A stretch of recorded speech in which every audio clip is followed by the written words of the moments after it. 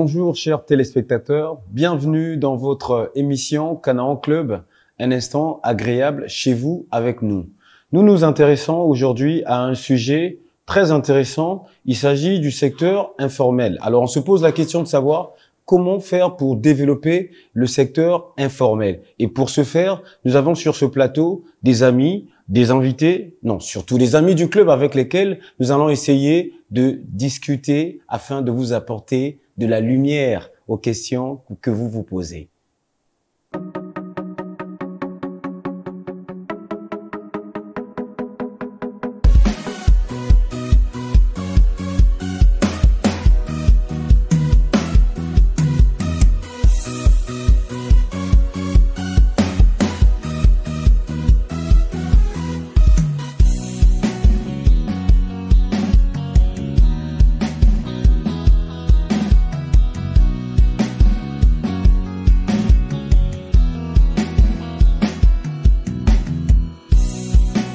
Comment développer le secteur informel? Cette question, c'est vous qui l'avez posée parce que on rappelle que Canaan Club, c'est vous qui faites l'émission. Vous posez des questions, des suggestions, des propositions et nous les soumettons aux professionnels afin de vous apporter un peu plus de savoir sur les questions que vous souhaiterez avoir des réponses. Et je suis avec les amis du club. Monsieur Alphonse Mabaou, bonjour.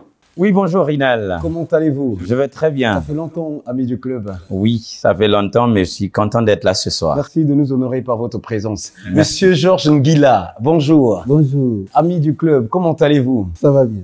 Merci. Monsieur Sage Mnungu. Bonjour. Bonjour, comment allez-vous? Bien, et vous? Merci, ça va bien. Merci de nous honorer par votre présence. Et comme je vous ai dit, chers téléspectateurs, nous parlons de comment développer le secteur informel. Et sans plus tarder, nous allons rentrer dans le vif du sujet. Alors, la première question que l'on se pose en ce qui concerne le secteur informel est celle de savoir de quoi est constitué le secteur informel.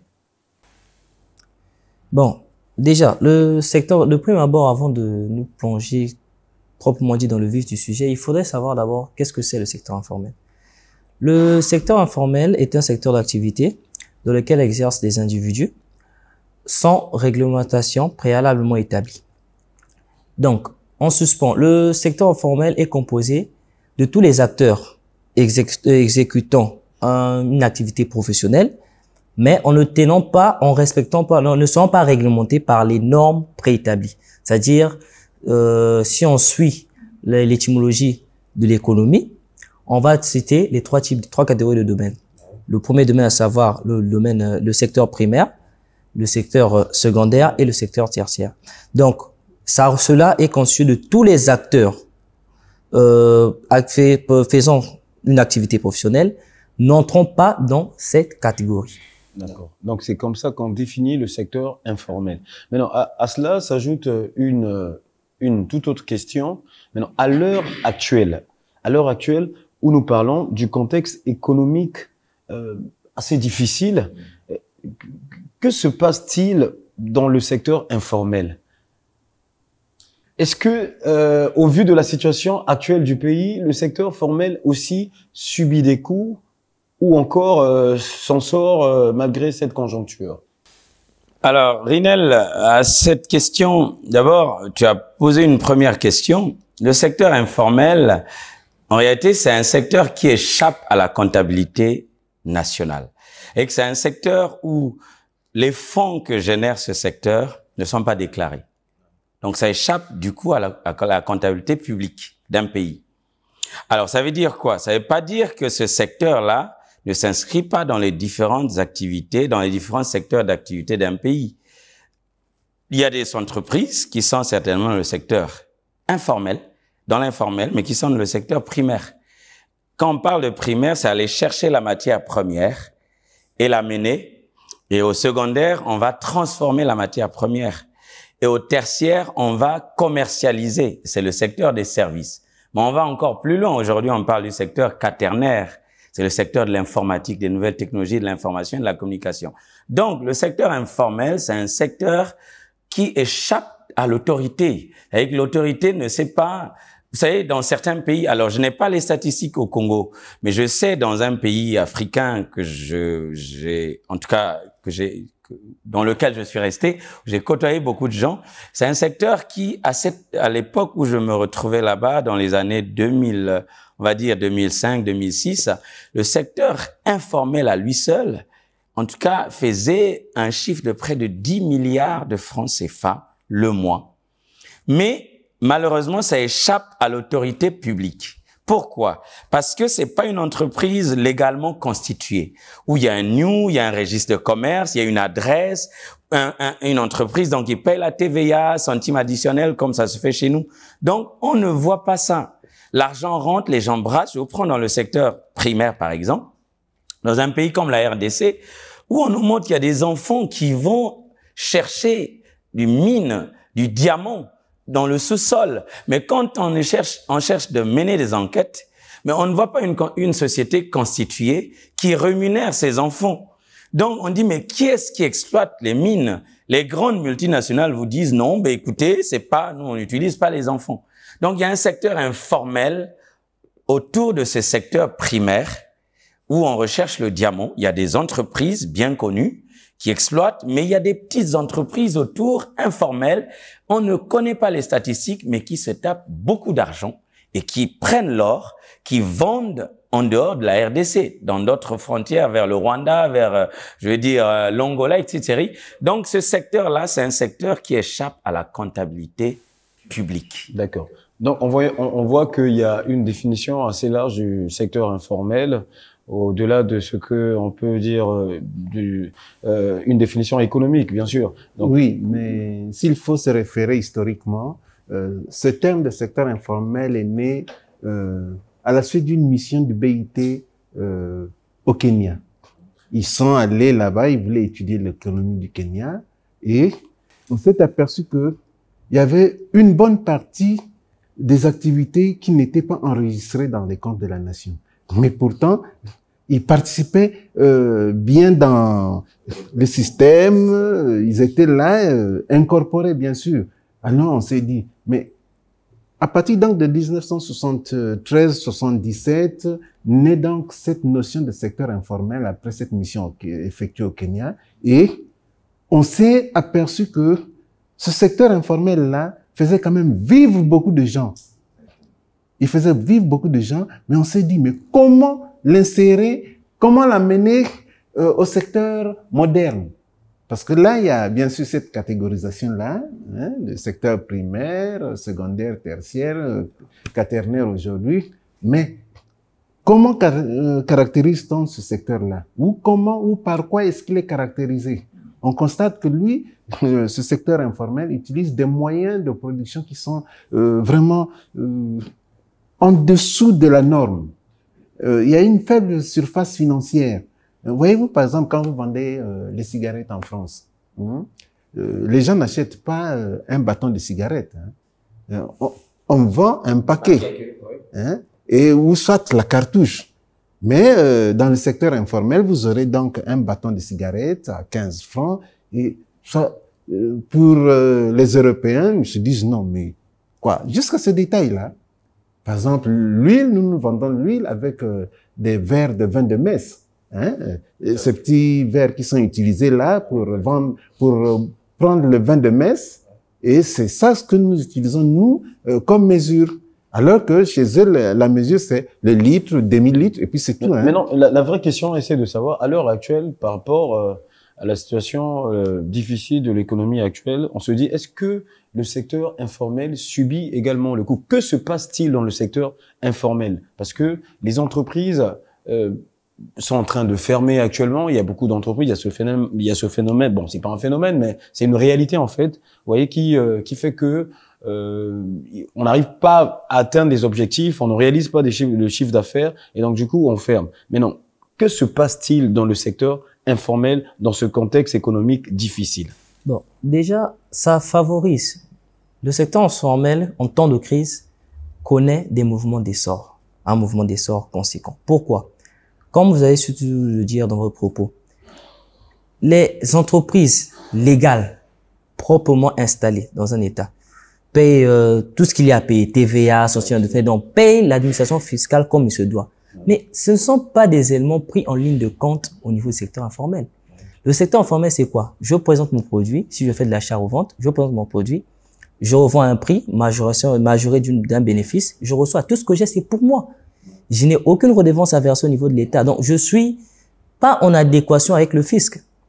Voilà pourquoi vous avez constaté qu'il existe même certaines personnes, en ce moment de crise, en ce moment de canicule financière, délaissent, pour ne pas dire, pour pouvoir s'alléger, mais continuer à évoluer dans son système afin de pouvoir peut-être revenir ou redorer le blason aux périodes adéquates, délaisser le système conventionnel pour se tourner vers un système informel afin de pouvoir continuer à exister.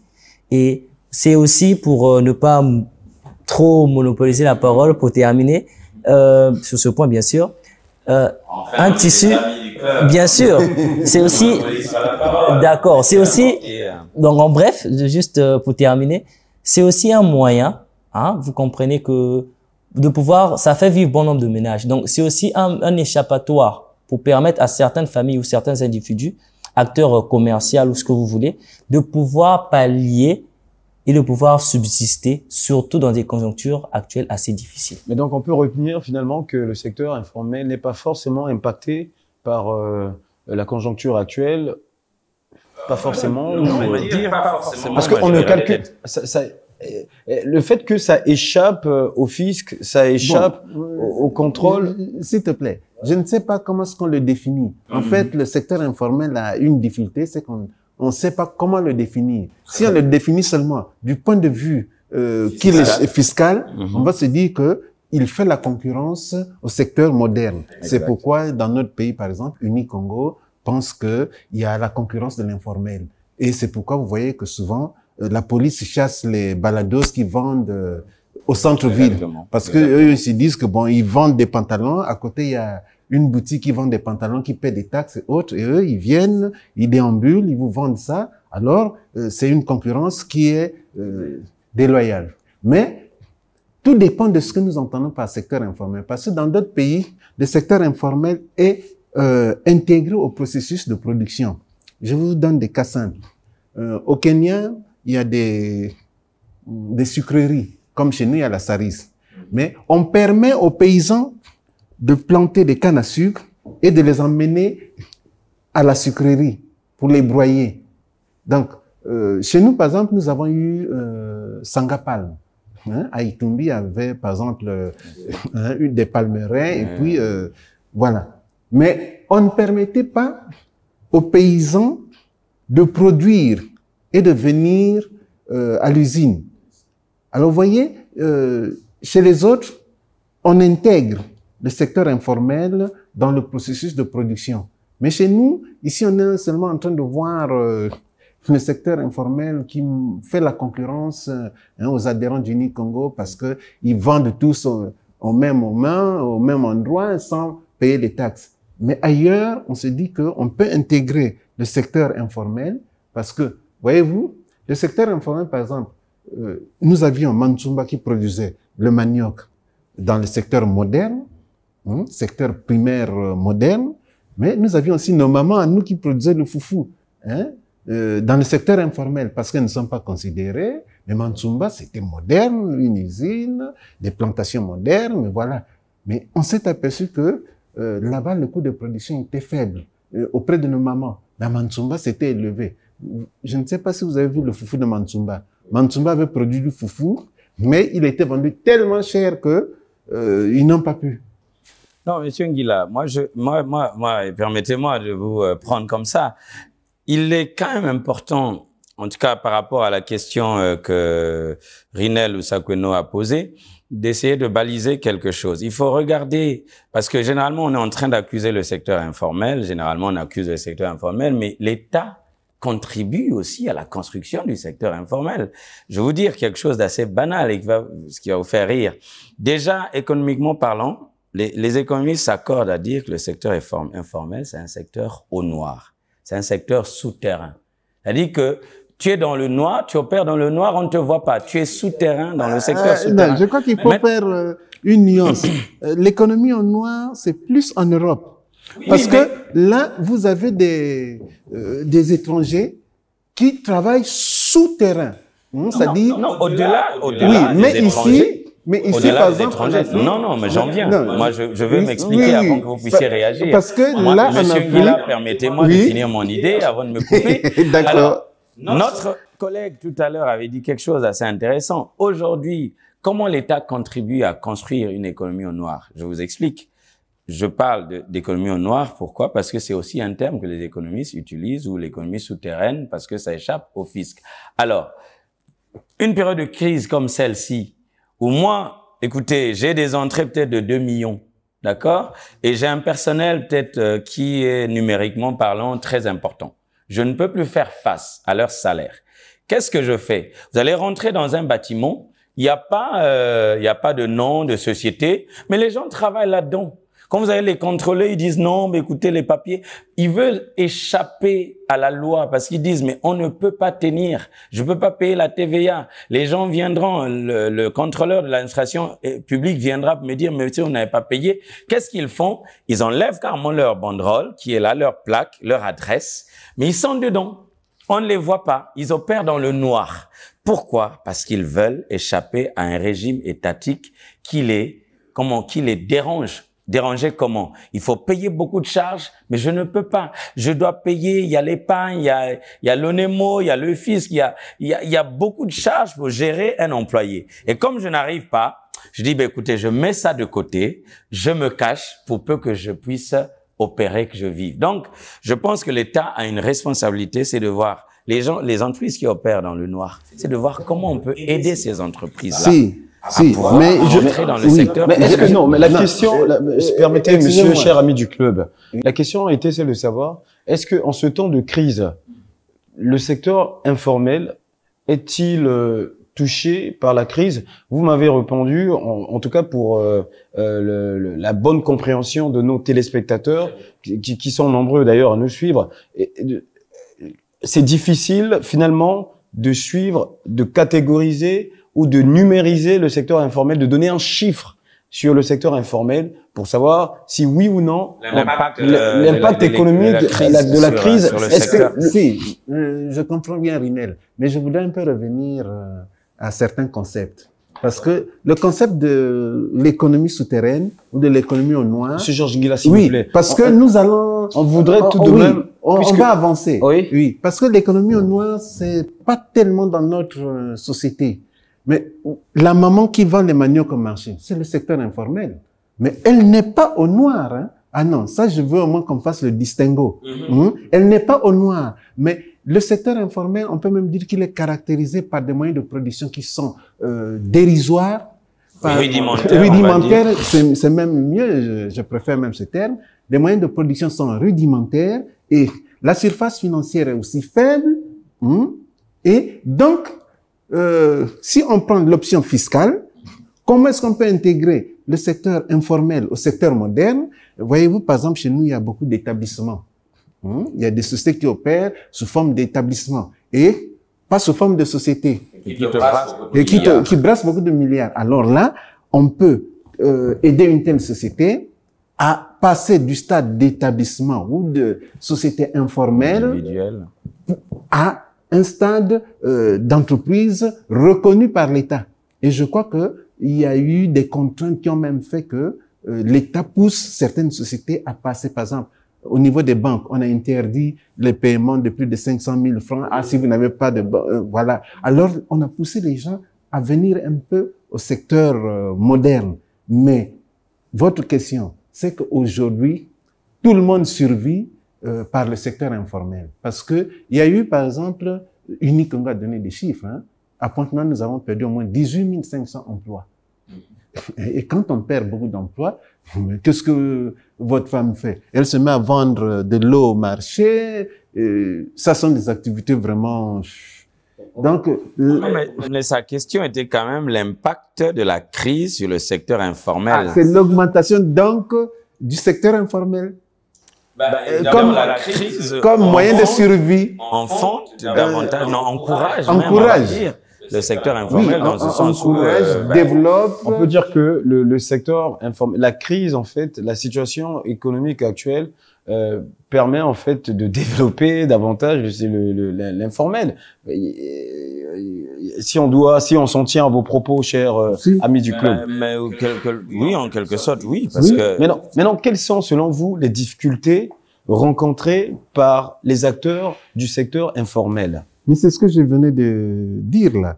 Ils ont une faible surface financière, ils ont des moyens rudimentaires de travail et ils n'ont pas accès au crédit, etc. Ainsi de suite. Oui, il y a ça. Mais aussi certaines difficultés liées plutôt à la présentation, la manière de faire. Parce que vous comprenez que vous pouvez être dans le secteur informel, mais il y a déjà, si je peux me permettre, des métiers ou des structures préétablies. Le secteur informel n'est qu'un secteur qui regroupe tout ça. Vous pouvez être faites une boulangerie artisanale, fait maison, vous êtes dans l'informel. Mais vous devez respecter les normes de la boulangerie en temps normal. Mais tout cela n'est pas observé dans la présentation du produit, dans la manière de faire, dans le processus de production. Tout cela parce que déjà, la formation du personnel. Vous voyez, prenons le cas de l'immobilier. Aujourd'hui, c'est un secteur dans notre pays où tout le monde se dit, pour ne pas dire démarcheur. Vous voyez, c'est des choses qui sont faites comme ça à la hâte. Donc, ils n'ont pas de formation préétablie, ils n'ont pas des prédispositions ou ce qu'il faut pour pouvoir vendre et mettre en valeur ce qu'ils font. Donc, ils n'ont pas de qualification, mais pourtant, ils font bien leur travail. Oui, non, mais vous comprenez qu'il y a toujours des exceptions à la règle. Je parle de manière un peu globale. Il y a toujours l'exception à la règle. Je ne dis pas qu'il ne faut pas qu'ils le fassent ou qu'ils sont tous des tocards. Non. Mais je dis juste une chose. Je dis juste que s'il faut faire quelque chose, prenez au moins de le faire de manière conséquente. Écoutez, aujourd'hui, la qualification pour moi, je suis beaucoup plus dans le système anglophone parce que je me dis que l'anglais, il te dit montre-moi ce que tu sais faire. Tu es ingénieur. La différence entre un ingénieur anglophone et un ingénieur francophone, c'est que le francophone il est beaucoup plus passé sur le papier. Ouais, j'ai tel diplôme, j'ai ceci, j'ai cela, mais dans le concret, c'est assez rare. Or que le British, le système anglais, c'est quelqu'un qui met beaucoup plus l'accent sur les capacités. Qu'est-ce que tu as déjà fait comme réalisation? C'est quoi ton expérience professionnelle sur ton CV en fait? Donc c'est pour dire que aujourd'hui il n'y a plus besoin d'avoir. Déjà on n'a pas de. C'est des métiers aujourd'hui qui viennent d'arriver chez nous en fait, qui commencent à apprendre à se développer chez nous. Donc ça prendra encore du temps d'attendre qu'il y ait des structures préadaptées pour pouvoir disposer des formations. Aujourd'hui si vous me dites, je vous pose la question de savoir quelle est l'entité au Congo-Brazzaville qui forme des agents immobiliers, vous me direz qu'il n'y en a pas. Donc, mais qu'à cela ne tienne, il y a des canevas, on a l'ère du numérique aujourd'hui. Ce n'est pas une raison pour dormir sur ses lauriers. Qui veut se former peut se former. Il y a Internet aujourd'hui qui est l'outil incontournable de formation de tous. Vous retrouvez tout. Certes, il y a de l'intox, il y a pas mal de choses, mais ça reste une source de formation fiable. Il y a même possibilité de rester au Congo et de prendre un diplôme homologué d'autres cieux. Donc, c'est un peu pour pouvoir illustrer. C'est très pratique d'ailleurs. Actuellement, on voit que de plus en plus, il y a des gens qui prennent des formations en ligne. On est à l'ère du numérique en tout cas. Maintenant, y a-t-il une pression fiscale dans le secteur informel au Congo? Est-ce qu'il y a une pression fiscale? Mais déjà, il venait de dire que le secteur informel échappe à la fiscalité. Hein? Est-ce qu'il y a une pression, pardon? Oui, il y a quand même une pression au niveau des directions départementales. Vous voyez, par exemple, les mamans qui sont des couturières, qui ont des ateliers de couture, la direction départementale leur dit, désormais, si vous n'avez pas votre carte qui coûte 10 000 de commerçant, de quoi. Et donc, il y a une parafiscalité aussi qui s'impose au secteur informel, mais qui n'est même pas connu du code des impôts. Et donc, il y a quand même une pression fiscale. D'accord. Donc, il y a quand même une pression fiscale. Mais cette pression, elle est importante. Vous savez pourquoi? Parce qu'en réalité, l'État ne voudrait pas. L'État veut, son objectif, c'est quand même amener ces gens-là dans le cadre légal, que ces gens opèrent dans un cadre légal. Ça annonce la prochaine question. En profiter. Ça annonce justement la prochaine question. Parce que, on se pose aussi cette question, Monsieur Mavaou, s'il vous plaît. Comment peut-on appuyer ce secteur afin qu'il continue, en tout cas, d'apporter dans des conditions optimales de l'emploi et de la valeur ajoutée? Mais je rebondis sur ce qu'il a dit. Il y a d'abord la formation. Vous voyez que les meubles, par exemple, vous voyez, il y a des meubles qui sont produits avec esthétique, mais il y a des meubles qui sont produits sans esthétique. Et donc, il leur manque parfois des outils. Nous avons dit que le secteur informel utilise des outils rudimentaires. Et donc, on peut leur apporter une certaine assistance en améliorant les outils. On peut leur apporter une certaine formation en changeant les méthodes de faire. Parce que ces méthodes de production, ainsi de suite. Or, ça fait défaut. La Chambre de commerce, par exemple, a eu dans le passé, quand nous n'avions pas assez de comptables ici, c'est la Chambre de commerce qui faisait des cours de comptabilité jusqu'à ce qu'on ait créé des écoles de comptabilité, ainsi de suite. Oui, mais la même Chambre de commerce a monté ce qu'on appelle le CFA aujourd'hui. Oui. Vers le lycée qui est au bord, là, je sais pas comment ça s'appelle. Ils appellent ça le centre, je crois, de formation professionnelle, quelque chose comme ça. Non, c'est vrai. Dans l'enceinte du CFA? Oui, le CRS. C'est le CFA. Ouais, le CFA. Juste après la station Puma, l'Institut, voilà, le CFA. Okay. Maintenant, cher ami du club, maintenant, pensez-vous qu'il existe vraiment une piste pour formaliser l'informel au Congo? Si oui, laquelle? Au niveau des institutions comme la Chambre de commerce, on peut aider, parce que, regardez, le yaourt, c'est produit artisanalement, de façon informelle. Mais la qualité est quand même bonne. Et le problème qui se pose, c'est celui de l'emballage. Ils ne peuvent pas avoir l'emballage, alors qu'est-ce qu'ils font? Ils ne font rien. Ils font ça avec des bouteilles recyclées. Et donc, s'il faut apporter une assistance, c'est soit sur les méthodes de production, soit sur la commercialisation. Je crois que M. Mabao est bien placé pour nous parler de... En plus, ce qui est intéressant quand même, c'est que cela est possible, mais il faut une volonté politique. Il faut une volonté politique si nous voulons accompagner le secteur informel, les amener au secteur légal. Il faut un accompagnement, comme M. Nguila a dit. Il faut, le ministère de tutelle, c'est quoi, par exemple, sur l'industrie et l'artisanat? La ministre, il faut réfléchir, qu'est-ce qu'il faut faire pour sortir les gens de l'illégalité, pour les amener quand même à un niveau intéressant. Et ça, l'État a une grosse responsabilité. Moi, j'aimerais juste ajouter en sus que cela doit se faire préciser, surtout très important, cela doit se faire de manière subtile, de manière progressive. Pas de manière brutale, parce que on a tendance à, des fois, à s'en mêler un peu les pinceaux. Ça doit être un processus qui doit se faire de manière progressive. C'est-à-dire, il y a déjà le point de la formation soulevé par M. Nguila, qui doit, c'est-à-dire comment ça se fait. Vous êtes dans tel domaine, comment ça se fait? Voilà comment ça se fait, les procédures, les paramètres, les montrer les standards, parce que beaucoup ont peur, sans pourtant, c'est-à-dire ils ont parfois la possibilité d'être dans la légalité. Ils sont maintenant en mesure de le faire. Mais la peur, la désinformation les bloque. Ils ont toujours peur, se disent que si j'y vais, finalement ce que j'ai comme ressource, ça va pas le faire. Donc je préfère rester là au point où je suis. Donc là, il faut véhiculer l'information. Il faut véhiculer non seulement l'information, et il faut les arrimer de manière progressive, ne pas le faire de manière brutale. C'est surtout ce point que je voulais rajouter. Donc, on a compris que c'est d'autant pas du tout difficile de passer de l'informel à la légalité, en tout cas, parce que depuis un moment, il y a eu des mesures qui ont été prises par l'État. Aujourd'hui, pour ouvrir une entreprise, les prix ont été considérablement revus à la baisse. Et donc, chers téléspectateurs, n'ayez pas peur, sortez du secteur informel. En tout cas, ça va permettre au pays aussi de décoller. Merci en tout cas de nous avoir suivis dans cette émission. Nous remercions nos partenaires, le salon de thé Spa, il était une fois. Nous remercions notre partenaire, le salon de beauté et de mode Canaan Fashion. Je remercie mon styliste Mams. Je remercie également l'espace qui nous a accueillis ce soir, l'espace le tribord, voilà, je vais y arriver. Le tribord en diagonale de la voile blanche. Je vous remercie en tout cas, chers amis du club. Merci en tout cas, chers téléspectateurs. Continuez à nous écrire sur notre page Facebook, dans notre forum WhatsApp, ainsi que sur notre chaîne YouTube. Nous vous donnons rendez-vous pour un prochain numéro. Merci.